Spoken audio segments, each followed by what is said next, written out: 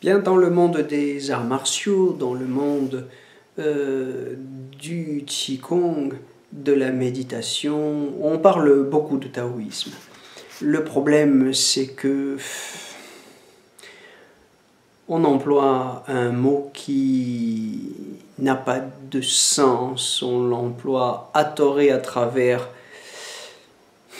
sans savoir au fond de quoi on parle, et c'est la raison pour laquelle, personnellement, j'en parle si peu. Je vais essayer de m'expliquer. D'abord, on a construit, en Chine même, une histoire du taoïsme qui ne correspond plus à grand-chose et qui a été démolie, il faut bien le dire, au XXe siècle, par un certain nombre de sinologues, je pense à Graham notamment. La chronologie des penseurs taoïstes est complètement, sinon farfelue, tout au moins discutable. On pensait que Lao Tzu était antérieur à Zhuangzi et même antérieur à Confucius, ce qui n'est certainement, probablement pas le cas, au regard en tout cas des découvertes archéologiques récentes. Confucius meurt en 479 avant Jésus-Christ. On n'a pas de trace d'un Lao Tzu, d'un texte qui porterait ce titre, avant 250 avant Jésus-Christ. Quant à Zhuangzi, c'est un auteur du IVe siècle, probablement un élève dissident du confucianisme. Enfin, vous voyez qu'au regard des découvertes archéologiques et de l'histoire récente, l'histoire traditionnelle du taoïsme est une espèce de, disons, de construction, d'invention, sinon de mystification. Bien, autre problème, on classe sous l'étiquette taoïsme des auteurs qui n'ont à peu près rien à voir ensemble. C'est véritablement une notion fourre-tout, et cela est bien connu des sinologues, puisque c'est une notion inventée par Sima Tan, reprise par Sima Qian, son fils, donc deux historiens qui se sont servis de cette notion de Dao, pour classer les auteurs inclassables, sans se préoccuper de savoir si ces auteurs inclassables n'avaient pas entre eux des contradictions très fortes. Ce qui va être le cas, notamment pour ce qui est de Zhuangzi et Lao Tzu. Donc une notion fourre-tout, vous retrouverez traces des six grandes écoles conçues par ces historiens dans les Shiji, dans les mémoires historiques, et notamment une évocation de cette école du Dao au chapitre 63 des mémoires historiques. Une notion sans consistance philosophique aucune, il faut le dire, contre tous ceux qui récupèrent aujourd'hui la notion de taoïsme pour écrire des best-sellers qui n'ont pas beaucoup de consistance philosophique. L'étiquette de Daojia apparaît au IIe siècle, donc philosophie taoïste, donc apparaît au IIe siècle, donc sous la dynastie Han, sous la plume de Sima Tan. Je mettrai les noms au moins en pinyin dans le descriptif qui se trouve sous la vidéo pour que vous puissiez faire des recherches éventuellement si vous le souhaitez. Sima Tan est un auteur, un historien qui meurt en 110 avant notre ère. Alors, de quoi est-il question chez ces historiens? Eh bien, ils parlent du courant Huanglao, essentiellement. Le courant Huanglao, c'est un ensemble de pratiques, disons, d'inspiration chamaniste qui vise à la communication avec les esprits et à la recherche de l'immortalité. Et d'autre part, un ensemble de conseils pratiques pour l'exercice du pouvoir politique. Donc cette double orientation mystique, disons chamanique et politique, c'est ce qui caractérise grossièrement, globalement, le courant Huanglao. Mais il y a là des contradictions manifestes avec le Zhuangzi que ces historiens vont classer dans la même catégorie, puisque Zhuangzi n'a absolument aucun goût pour le conseil politique. Non seulement il n'a aucun goût pour la pratique de la politique, mais il en affiche un mépris déconcertant.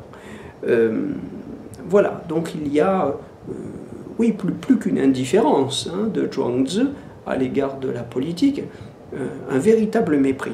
D'autre part aussi, chez Zhuangzi, autre contradiction vraiment fondamentale, un mépris de la mort. Zhuangzi ne cherche pas l'immortalité et ne conseille à personne de se lancer dans cette recherche. Zhuangzi a une espèce de, sinon de mépris, tout au moins d'indifférence de la mort, comprise comme faisant partie du processus même de la vie.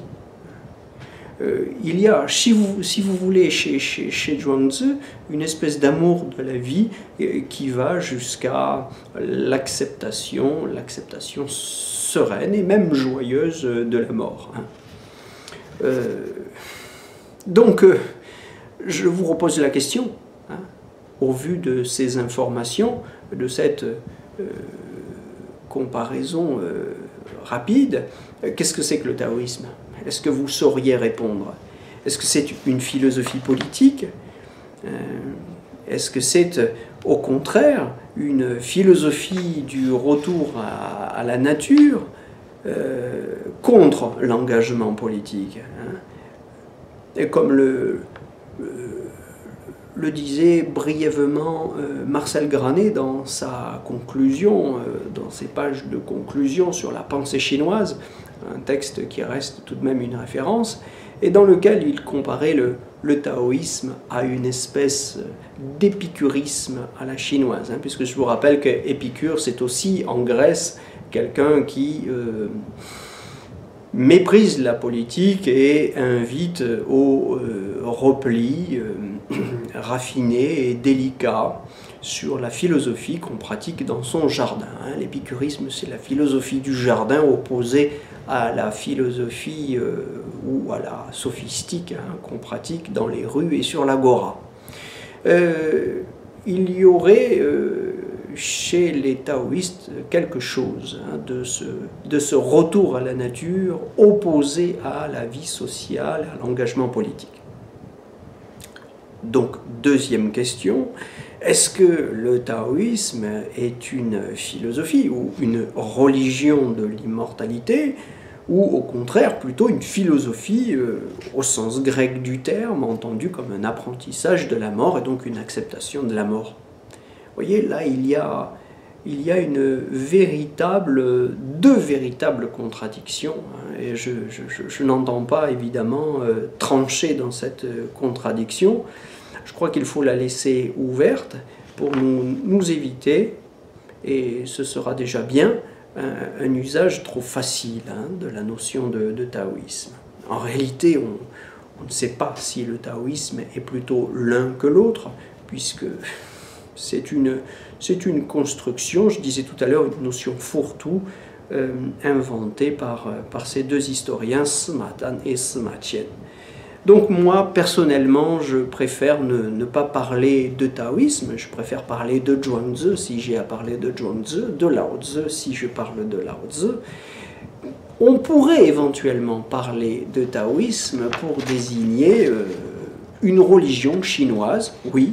On trouve mention dans les encyclopédies, les manuels, chez les historiens des religions, on trouve mention d'une religion chinoise qui s'appelle taoïsme. Mais alors là, on désigne encore autre chose. Il s'agit d'une religion dont l'acte de naissance est bien postérieur à ces auteurs, si tant est qu'ils aient existé, puisque le Lao Tzu lui-même, comme on le pense aujourd'hui, contrairement à ce qu'en disait Sima Qian, Lao Tzu, il n'y a aucune trace historique de l'existence du Lao Tzu, sinon dans les mémoires historiques de Sima Qian, mais ce n'est probablement pas un personnage, c'est tout juste une compilation de formules qui forment un texte qu'on attribue à Lao Tzu, mais Lao Tzu lui-même n'est pas un personnage historique.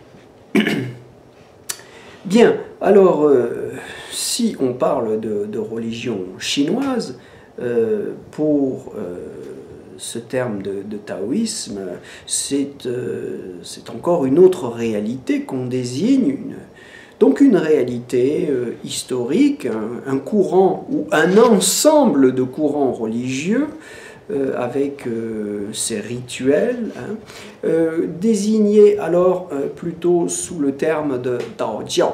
Hein. Daojia, c'est la philosophie taoïste. Daojiao, l'enseignement de la voie, c'est le terme qu'en chinois on réserve plutôt à la religion taoïste.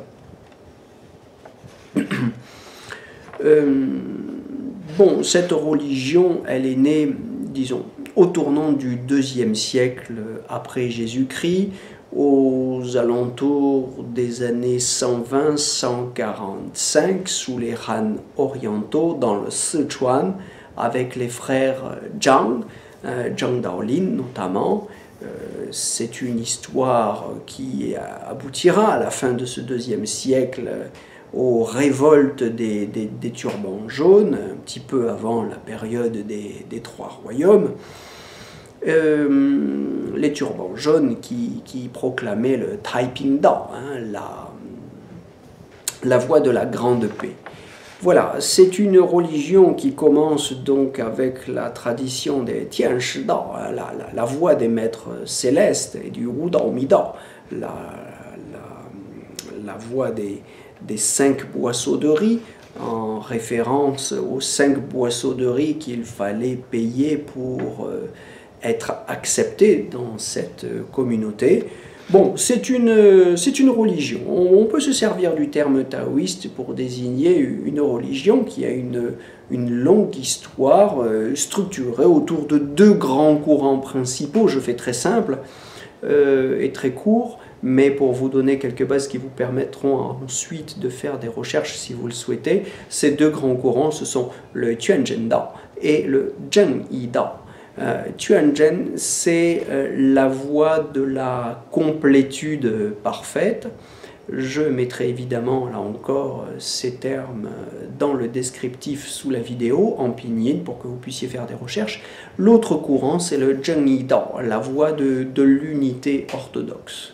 Voilà, alors si on veut parler de religion, je suis d'accord, on peut parler de taoïsme comme d'une religion qui a son acte de naissance, ses maîtres ou ses pères fondateurs, ses grands courants, ses rituels.